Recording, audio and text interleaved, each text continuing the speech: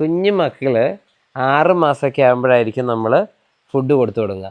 അപ്പോൾ കഞ്ഞി, മുത്താറിക്കുറുക്ക്, കായപ്പൊടി ഇതൊക്കെ കൊടുക്കുമ്പോൾ നമ്മളൊരു 7 മാസമൊക്കെ ആകുമ്പോൾ കുഞ്ഞുങ്ങൾക്ക് ഭക്ഷണമൊക്കെ മടുത്തു തുടങ്ങും. അപ്പോൾ ആ സമയത്ത് നമ്മൾ എന്തൊക്കെ ഭക്ഷണങ്ങളാണ് കൊടുക്കേണ്ടത്?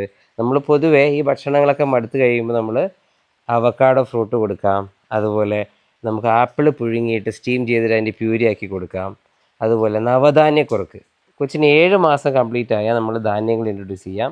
അപ്പോൾ 9 തരം ധാന്യങ്ങളുള്ള നവധാന്യക്കുട്ട് എല്ലാ കുട്ടികളും നിർബന്ധമായിട്ടും കഴിക്കുന്നത് നല്ലതായിരിക്കും. അവരുടെ ബ്രെയിൻ ഡെവലപ്മെൻറ്റിനും അവർക്ക് വേണ്ട പ്രോട്ടീനൊക്കെ കിട്ടാൻ വേണ്ടിയിട്ട് നവധാന്യം വളരെ നല്ലതാണ്. അതുപോലെ നമ്മൾ ഈ ഫുഡൊക്കെ സെലക്ട് ചെയ്യുന്ന സമയത്ത് നമ്മൾ നാട്ടിൽ തന്നെ കിട്ടുന്ന ഭക്ഷണമായിരിക്കുക.